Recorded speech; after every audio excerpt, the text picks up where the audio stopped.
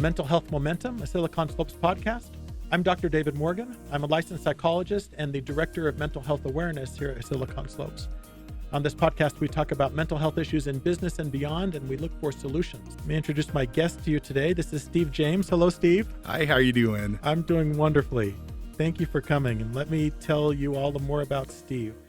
Steve is a highly skilled and experienced executive producer and creative consultant with expertise in creating, planning, and producing events, television specials, conferences, concerts, music videos, and educational programs. Steve is CEO of Something Good Incorporated, Steve James Productions, and serves as executive director for the Parent Link, a nonprofit that began as the initiative of Utah's First Lady in 2012.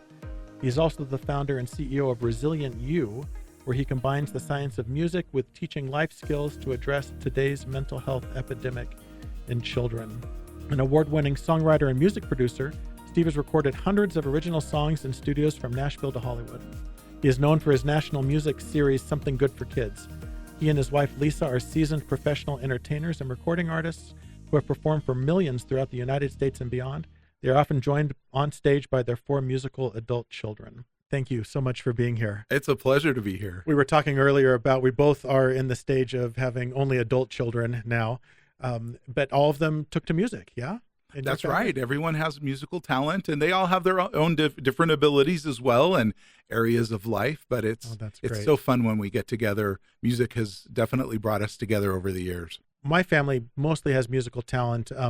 My grandfather was in radio when my mom was growing up in the Southern California. It's called the Catalina Cowboy. Really? And he did radio and he sang. He died young. He was in a car accident when my mom was in college, so I never got to know him. But I ended up inheriting some of his, but my dad has zero musical talent. So it's kind of spread throughout the family. Some of us got Grandpa Thad, some of us got Dad Kurt. And my grandpa lived in Southern California, was on the radio all the time too. Perhaps they knew each other. Maybe they did, yeah. They moved from Gunnison, Utah to California, and they told him to keep driving until he found a palm tree, and that's where they decided to live. So that was the story of that. Wow. Well, and Steve and I, we've met on numerous occasions at some of your events and some of the events we've done here at Silicon Slopes, and I just really appreciate the good you're doing for individuals, and I'm glad that you're here today. Can you tell us just a little bit about your own experiences with mental health, either things you've witnessed or things you've been through, and just why this is an interest? Because this has become a significant interest for you in your life. It is, and at an early age, I became dedicated to using music, which is one of my talents, and combining that with trying to inspire people to be able to overcome life's challenges, and that we all become resilient, because I think that's very important. Even from a young age in elementary school, secondary school, young adult years, we all have our challenges. And especially when we're young, it's important that we can teach our children and those around us to be able to navigate those challenges. And if they can learn those skills at an early age also, then when they're older, then that becomes a foundation for them, because we all have trials in life. Yes. Definitely. And yes, I've had my share of trials, our family has, and tragedies, as a matter of fact. And yet we're so grateful for those lessons of resilience that we've learned. Yeah. I was talking to someone a while back and talking about tragedies, and tragedy is typically defined by the outcome almost, because at the beginning you don't know, is this going to be a tragedy or not, right? Right. Because something happens, and then it depends on how it resolves. And I told her, I said, in retrospect, I don't know that I've ever had a tragedy. And what I mean by that is because I've always learned something. And at the time, if you ask me, oh yeah, that's a tragedy. It's horrible that this thing happened. Sure. But then I've ended up experiencing growth from it and getting insight and that. So looking back on it, I view it and I go, maybe that wasn't as bad as I thought it was. And so, which I don't know is tremendous comfort to people going through it in the moment, but I think there's always something to learn. And I love that you're combining music with it. I know you've talked many times about, and the things I've been with, just the power of music to help us remember things. Right. Seriously. I mean, some song will come on a Spotify playlist from the 80s that I haven't heard in 10 years. And I remember every single word to that thing. And I'm like, what is it? Where's this part of my brain that categorizes that? Well, that's a really good point. And if you think about it, taking it a step further, when you talk about emotions and Yeah. and even mental health, but your associations of your thoughts along with those emotions that you felt. That song can not only take you back to the lyrics, but it can take you back to the feeling that you had when you heard those songs. So, Absolutely. for example, if you hear an old song and it takes you back to junior prom, and that might have been your first date, Right. and Right. how you felt at that time, when you do that, it literally can transport you back to that time, just as if it were a Oh, movie. yeah. And then you're back there in your mind, not only hearing what you're hearing, but you're feeling what you're feeling. I can literally do that right now with the album Seven and the Ragged Tiger by Duran Duran. And this was at scout camp in Camp Kern, California. And I was probably 14 or 15, and I had brought my Walkman with me. And Yep. so I was listening to Seven and the Ragged Tiger. And I remember I was like, I wasn't quite running. I was walking really fast, almost skipping. And it was like this downhill thing. And I remember just like catching all this air. It was just this euphoric feeling. And I can literally feel that. I wish I had all that energy again. I remember all the energy I had back then. But literally, when I hear one of those songs from that Mhm. album, it literally takes me back to mid 1980s, Camp Kern, California.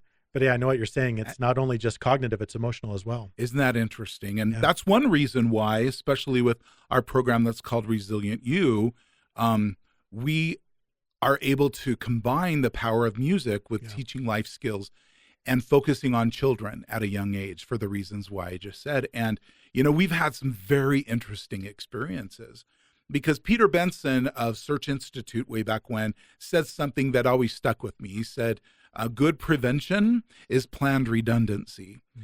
And if you look at the music industry and you look at the advertising industry with jingles, through repetition of hearing musical hooks over and over again and the messages that are attached to those hooks, Yeah. you can literally brand these wonderful messages in a positive way to these young minds. So when they grow up and are faced with situations Right. that they're brought back to those lessons in addition to the emotions and the lyrics, that they can remember that, and then that becomes a tool for them to navigate life's challenges. For example, I got a phone call from a principal and it just made my day. I was very sad with the situation because two sisters were walking to school that day, and they basically were approached by a stranger who pulled over in his car and asked for the girls to get in, and said that he wanted to show them, puppies and Sure. and whatever the story was. But they remembered the stranger song from our curriculum, that says, there's a stranger calling out to you, asking your name. What do you do if they offer you something? What do you say? And then the little kids go, I turn around and run away singing, I do not know you. I had to snap with that. But what happened was the girls remembered that Sure. song, and they turned around and they ran straight to the principal's office and told the principal what had happened. Within minutes, the police department was out there looking for this person. But the lady said, the lady being the principal, Yeah. said, that's the power of these lessons through music. And I'll never forget that. There are a lot of other stories that are like that Oh, too. sure. But isn't that interesting? I love that. Yeah. Well, and so you obviously, music has been in your blood since you were born, it's Right. that thing. But then all of a sudden, later in life, you say, I'm going to attach this to concepts of resilience.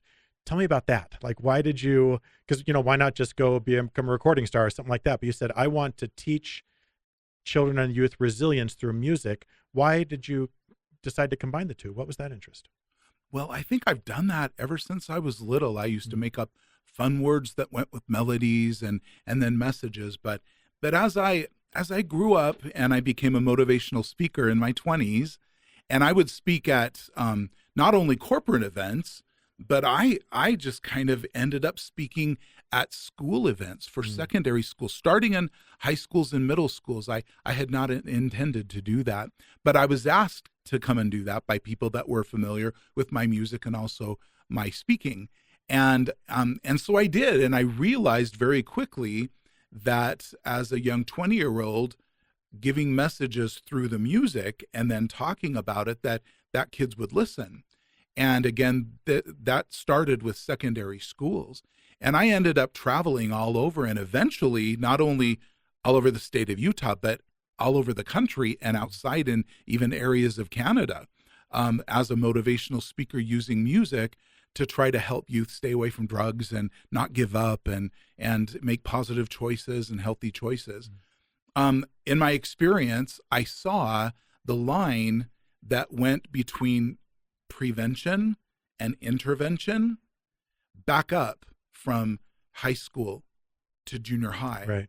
and then eventually down to elementary school. And it became very clear that not only was the work that I did back then with music and motivation and speaking with the older teenagers and young adults, but that we need something for these young children, that we need to build fences at the top of the cliffs rather than have to send ambulances to the bottom. And there's no better way, that the learning tool that we have is the most powerful learning tool, if not one of the most powerful learning tools out there, combining the power and the science of music with the messages of life skills, of prevention, of essential lessons and choices that kids need to have, even if it's down to not giving up. Right. We have suicide prevention that is so vital these days. But to be honest, you can't go into an elementary school and say, don't take your life. Right. You can't have that kind of overt messaging. Yeah. But what I've learned over the years, it's the power of positivity, Right. that really research shows that the best way to address bullying is not using the word bullying. It's actually focusing on the positive alternative to the negative issue, which is kindness and respect. Yeah. So I write songs that are kind of jingles for good, look at the advertising industry, how that happens all the time. And we're branded through music, through jingles, but writing jingles for good, teaching kids kindness and respect instead of suicide. Well, part of suicide prevention, but instead of suicide themes for music, we have songs about being resilient and not giving up and keep on like going, hope and things like that. And yes. all of that stuff, which is kind of our secret sauce to the curriculum that we have, is our learning system combining music with life skills. I love that. And you're right. We need that intervention. Sadly, we need it I know. so young, right? I mean, there were times when maybe we didn't need that so much, but we do now, and that's the way it is. And so we go with it. But I love the approach of teaching these kind of general themes, because not only is it then kind of age appropriate, for the young ones who do need to learn these things as young as they can. And hopefully they're learning them at home. That would be the ideal place. Some of them are, some of them aren't. And so it's great to have, other resources, and parents need resources as well to teach this stuff. That's right. But then once that theme is learned, then it can apply in so many different situations, right? If a youth learns how to have hope in their life, then that can apply in a suicidal crisis, or it can apply in the loss of a job, or it can apply in a bad breakup or something like that. And so you don't have to be so like topic specific to each individual calamity that might befall someone. You can teach them these overarching principles that will give them guidance no matter what pitfall they're in. I love that. I think and if smart. you're focusing on the positive alternative to the negative issue, then those become universal principles that you can address. And when you do, and when they're kids, it's interesting, because when they learn through entertainment and through music, and it has to be catchy hooks, which I'm good at writing, which is awesome. And you can see some of the great things we're doing if you go to resilientu.org. We're even updating it right now. We have some exciting updates right now, but what we're doing in the schools, it's wonderful, because the kids learn and they are entertained and they're engaged, but then through repetition, they remember. And it becomes planned redundancy in teaching these concepts to kids. Like for example, got another call from a mother whose little son went out to play soccer for the first time, and he was bullied out on the field.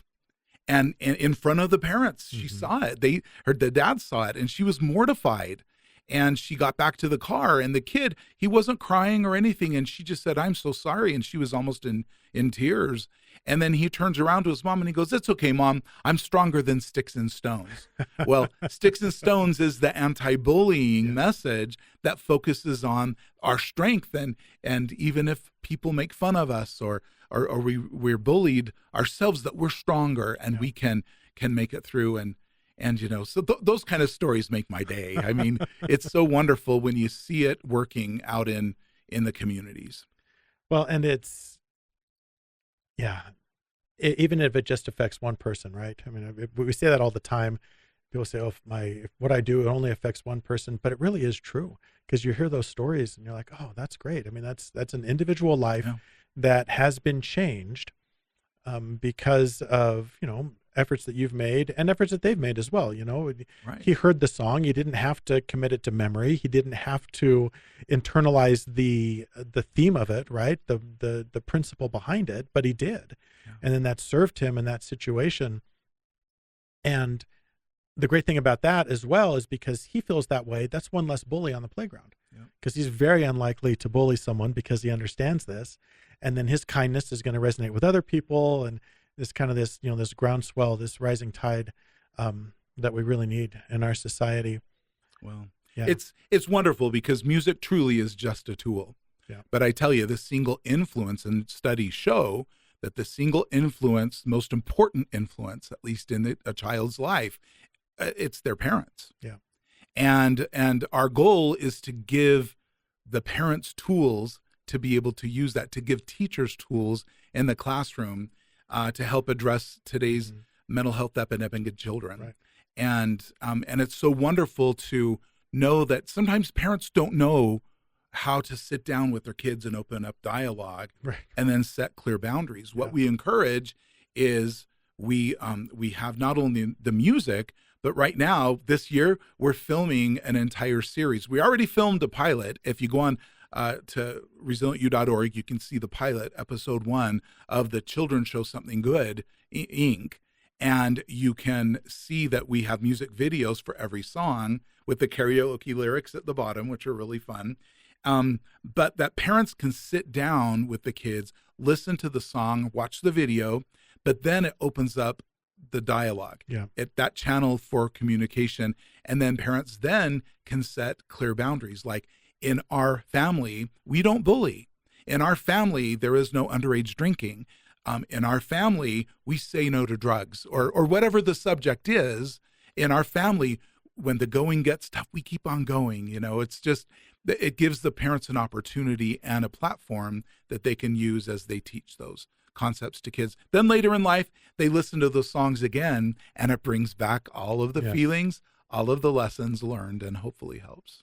I just want to clarify for listeners, Resilient U is YOU, resilientyou.org, not just a U after that. Yes, so thank you. Just so they'll know. I appreciate that.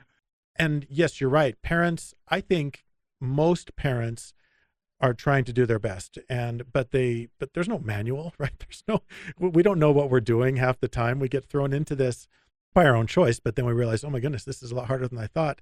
And so direction for them is so critical, because I think there isn't a parent out there who wouldn't say, if you tell me what to do, if you give me some direction, I'd be happy to do it. The reason I'm not doing anything is because I don't know where to start. And some people don't. No, they don't. They're just stuck. Right. Because it's frightening too to have those kind of difficult conversations, to talk about bullying or to talk about suicide or whatever it is. Right. Those can be very, very challenging for parents, because they don't, half the times they don't want the answer.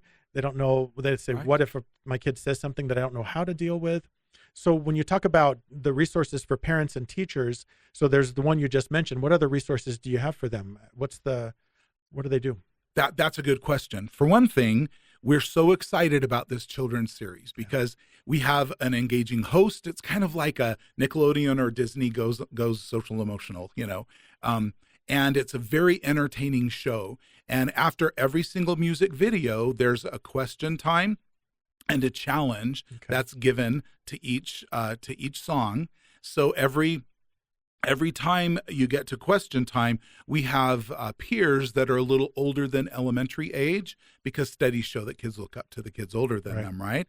And them answering questions about, like, why is it important to be respectful? What are some things we can do to be respectful? And then the challenge comes, and it's to be kind, or be respectful. And you have the challenges with each song along with the questions, and you can go through. You can access the music videos individually, or you can watch the entire episode, which is a half-hour episode.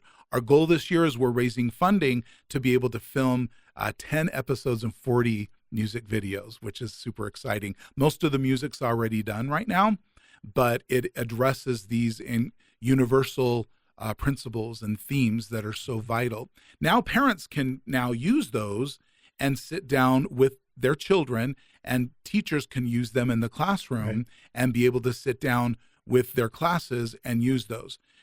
However, some of these experiences might bring up questions for parents, and where do I go? What do I do? So along with what's available, if you go to resilientyou.org and look up the Child Connection Toolkit, Okay. then the toolkit features this episode 1 of our children's show, but then there's also a link to what's called the Parent Link. And it is a resource base full of well more than 1,000 vetted entry points and links from hundreds of organizations. And again, it's all vetted by music professionals, but mental health professionals, Sure. education professionals. And you literally can search by keyword, age, or topic, and you're 2 clicks away from finding vetted resources to websites that can help you and answer those questions, and organizations that you can contact and help. So not only are we providing this wonderful musical experience and with the kids and these tools, but we're also providing links to parents called the Right. Parent Link, to be able to give parents those essential resources at their fingertips. I think that's so important, because you're right. The parents that choose to do this, that say, hey, let's sit down and watch this video, and then there's the questions they can ask. And you're right. That's going to usually lead to more questions, which Yeah. is wonderful Yeah. for a discussion between you an want adult it and a that child. way. Absolutely. Yeah. You wanted more questions and more answers. But then that's the challenge, is like, oh, but how do I answer that question? But the resources are there where they can go. And that's the great thing about the internet in a lot of ways. There's just so much information out there. It is. The challenge is, where do you find it all too? So you guys have organized that and said, okay, here's one place you can go that has some curated information regarding the things that we're talking about. That's wonderful. And the wonderful thing is, here in Utah, we're making those resources available for free. Yeah. And that's made possible by our funders and sponsors and those. So if there's anyone out there that can help support us in that effort, we have the most powerful, incredible learning system for children, combining music. Look how you learned your ABCs. Yes. You look at the advertising industry. Well, Yep. we're advertising these messages for good, of resilience and life-saving skills that help our children. And again, it's available out there, and we're so excited to make it available. Leveraging the power of music Yeah. for good, Yeah. right? Because you're right. It's so influential, and has the ability to kind of, I don't know if manipulate is the right word, but really create lasting impressions in our minds. And so then the remaining question is, what do we want those lasting impressions to be, right? Do I want that to be from some car insurance that I remember because their jingle was so catchy, or for something Barry Manilow sang in the 70s or something like that, right? All of those things are, that's great. But if we can use it for something that is really, really needed now, which, like you said, at the elementary level, these kids need these skills more than they ever have in the history of the world. Yeah. Yeah. If I were to sing right now for you, give me a break, give me a break. All of a sudden in your mind, and everyone listening, I'm sure that you heard break me off a piece of that Kit Kat bar. That's right. Unless they watch The Office, in which case, when Andy couldn't remember what it was. And so there's a great sequence of that where he can't remember that it's Kit Kat, and he's thinking, he's going football cream or things like that. He's coming up with all these different things. It's Exactly. a great little. And it's but that science is used all the time. Yes. And it's been used ever since we were young. I mean, we have young adult children now, so we're up Yes. there in age a little bit. And so we've had some experience. And a lot of times when I'm at a training and I do this exercise where I sing the first part of a commercial, and then the audience, Yes. sings it back. I'll sing the song, I'm a pepper, he's a pepper, she's a pepper, we're a pepper. And it's funny because the young adults, well, that, ages 40 and 30 Right. and 35, they look at me really confused. Right. And then you have some of the seniors like we are. Right. And Because they haven't sung that you hear since this in the 70s background, and early 80s. but yeah. in a split second, Exactly. people will sing, would you like to be a pepper too? Yeah. And those who are listening, most of you probably have never heard that commercial, but some of you have. And my point is this, for those people who have, it's probably been decades and decades since they had heard that. Yeah. But when I'm in trainings and I do that exercise, in less than a split second, that's back there in their memory. And that's what we want to do, is use that power with children to teach these life skills and lessons. Yeah, I love it. Yeah, I can sing along to the lyrics of Union of the Snake by Duran Duran. I haven't heard that song in 10 years, but if you started playing it right now, I could sing every single word. I love it. So thank you so much, Steve, for coming and talking with me today. It's an honor to be here. ResilientU.org. Go check it out. Great resources there for kids and parents to kind of tackle these challenges that people are facing today. So thanks again for coming. Thank you for having me. And thanks everyone for listening today. Remember that change starts with you, and together we increase our mental health momentum.